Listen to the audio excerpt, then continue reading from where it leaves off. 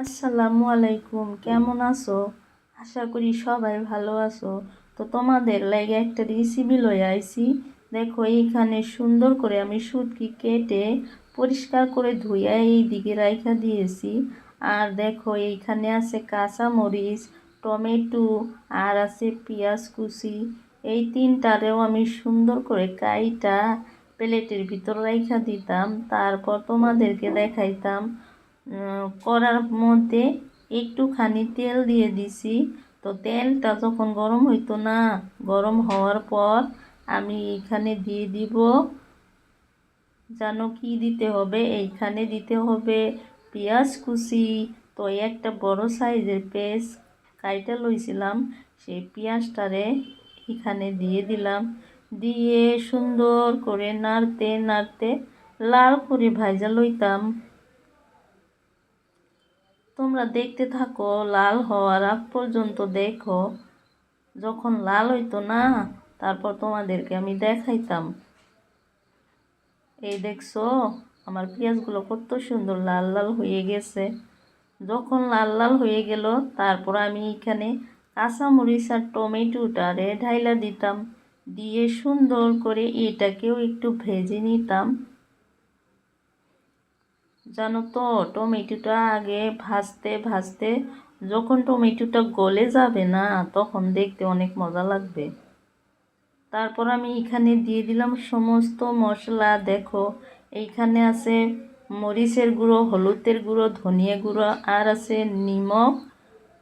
এই দেখো আমার টমেটোগুলো একদম সুন্দর করে গলাইয়া ফেলাইছি না।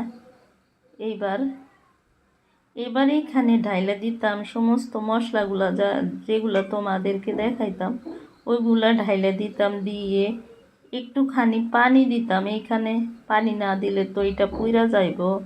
তো একটু করে পানি দিয়ে সুন্দর করে নেড়ে চেড়ে এটাকে কষাবো। দেখছো গাইস, কত সুন্দর কালারটা না ইয়া পড়ছে।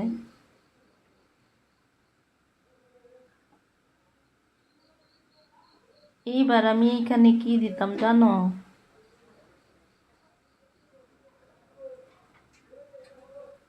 এইবার আমি এখানে দিতাম শুটকিগুলা। এগুলোকে দিয়ে সুন্দর করে নেড়ে চেড়ে কষাবো। অনেক খেতে মজা। জানো গাইস, এটারে বানায় খাইতাও না তো মুখেতে সারতো না, এত স্বাদ লাগতো। তোমরা অবশ্যই একদিন বানাইয়া খাইতা, তারপরে আমারে কমেন্টে জানাইবা কেমন হয়েছে। তারপর না গাইস, দেখো কষাতে কষাইতে কত সুন্দর একটা কালার আইয়া পড়ছে। তারপর আমি তোমাদেরকে যখন নামাবো না, তখন তোমাদেরকে দেখাইতাম কত সুন্দর করে আমি এটারে ভাজছি। দেখো ভাজা হওয়ার পর যখন আর একটু ভাজতে হবে, তখন একটু দিয়ে দিলাম জিরার গুঁড়া। জিরার গুঁড়োটা দিয়া ওরে সুন্দর করে লাইরা সাইরা মিশাইয়া নিতাম। এই দেখো আমার এখন স্পেশালি হয়ে গেছে শুটকি কষানোটা। দেখছো কত সুন্দর হয়েছে।